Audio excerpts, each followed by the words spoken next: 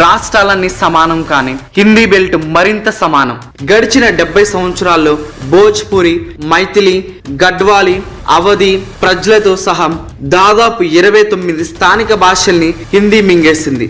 అది ఎక్కడితో ఆగలేదు, ఇప్పుడు ఏకంగా ఇండియాను మింగేయడానికి సిద్ధమైంది.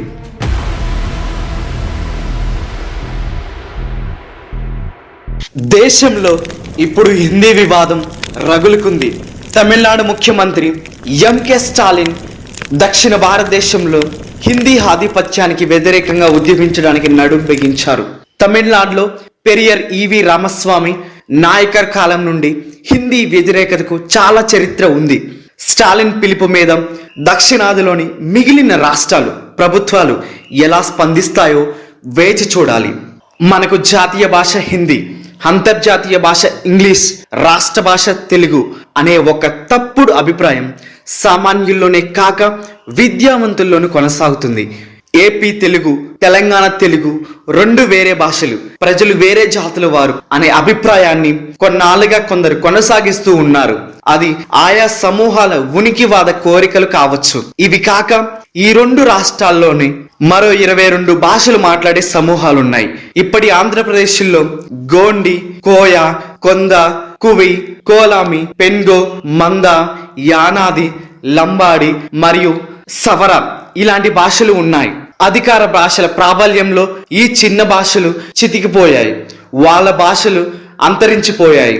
భాష కూడా కుల వ్యవస్థ లాంటిది.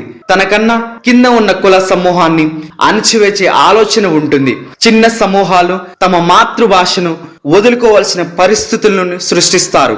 ఒక భాష అంతరించిపోవడం అంటే ఒక జాతి తన సంస్కృతి సాంప్రదాయాలను, తను సృష్టించిన కళా సాహిత్యాలను కోల్పోవడమే అవుతుంది, అంటే అంతరించిపోతుంది.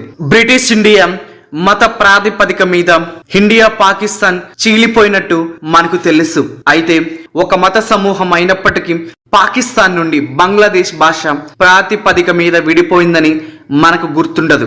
మనుషులకు ప్రాణం ఎంత ముఖ్యమో భాష కూడా అంతే ముఖ్యమైనది. యూరప్ దేశాలన్నిటిలోనూ క్రైస్తవ మత సమూహాలు ఆధిక్యత ఎక్కువ అయినప్పటికీ అవి అన్ని దేశాలుగా విడిపోవడానికి ప్రధాన కారణం భాష. జాతీయ భాష మీద చర్చ రాజ్యాంగ సభలో జోరుగా సాగింది. మనకు అందుబాటులో ఉన్న భాషల్లో ఏదో ఒక దాన్ని జాతీయ భాషగా చేస్తే అది మిగిలిన భాషల్ని మింగేస్తుంది. చాలా మంది తీవ్ర ఆందోళన, అభ్యంతరాలు వ్యక్తం చేశారు.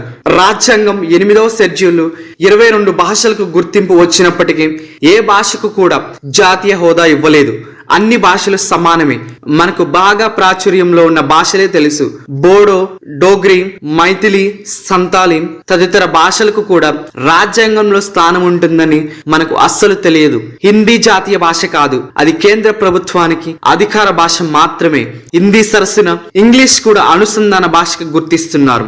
జనాభాను బట్టి లోక్సభ స్థానాలు నిర్ణయం అవుతాయని మనకు తెలుసు. కేంద్ర ప్రభుత్వ ఆదాయాన్ని రాష్ట్రాలకు పంచే సమయంలో జనాభా, లోక్సభ సీట్లు తదితర అంశాలు ప్రాతిపదికగా మారుతాయి. అది కాక త్వరలో లోక్సభ నియోజకవర్గాల పునర్వ్యవస్థీకరణ జరుగుతుంది. ఉత్తరాది స్థానాలు మరింత పెరిగి దక్షిణాది స్థానాలు మరింతగా తగ్గిపోయే అవకాశం ఉన్నట్టు కొందరు ఆందోళన వ్యక్తం చేస్తున్నారు. అందుచేత ఇది భాషా సమస్య మాత్రమే కాదు, రాజకీయ ఆర్థిక సమస్య. ఎవరిని ఎవరు పాలించాలని 1955లో వచ్చిన భాషా ప్రయుక్త రాష్ట్రాల ప్రతిపాదన మధ్యప్రదేశ్, బీహార్, ఉత్తరప్రదేశ్ రాష్ట్రాల అధికార భాషగా హిందీని పేర్కొంది. ఒక భాషకు అంత విస్తారమైన ప్రాంతాన్ని కేటాయించడం ప్రమాదకరం అని ఆందోళన వ్యక్తం చేసిన వారిలో బిఆర్ అంబేద్కర్ కూడా ఉన్నారు. ఎందుకు ఆయన ఉత్తరప్రదేశ్ను 4 భాగాలు చేయాలని ఆయన అప్పుడే సూచించారు. అప్పుడు అంబేద్కర్ భయపడినట్లే గడిచిన 70 సంవత్సరాల్లో భోజ్పురి, మైథిలి, గడ్వాలి, అవధి ప్రజలతో సహా దాదాపు 29 స్థానిక భాషల్ని హిందీ మింగేసింది. అది ఎక్కడితో ఆగలేదు, ఇప్పుడు ఏకంగా ఇండియాను మింగేయడానికి సిద్ధమైంది. యానిమల్ ఫామ్ వ్యంగ్య నవలలో జార్జ్ ఆర్వెల్ ఒక చోట విరోధ భాష అలంకారం ప్రయోగిస్తాడు. ఫామ్ అధికారాన్ని చేజిక్కించుకున్న పందుల సామాజిక వర్గం. జంతువులన్నీ సమానం కానీ పందులు మరింత సమానం అంటుంది.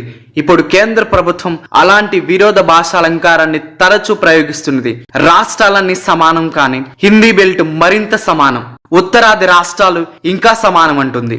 ఇప్పుడు భాషలన్నీ సమానం కానీ హిందీ మరింత సమానం అంటూ కొత్త పాట మొదలుపెట్టింది. దీనిపై మీ అభిప్రాయాన్ని కింద కామెంట్ రూపంలో తెలియచేయండి.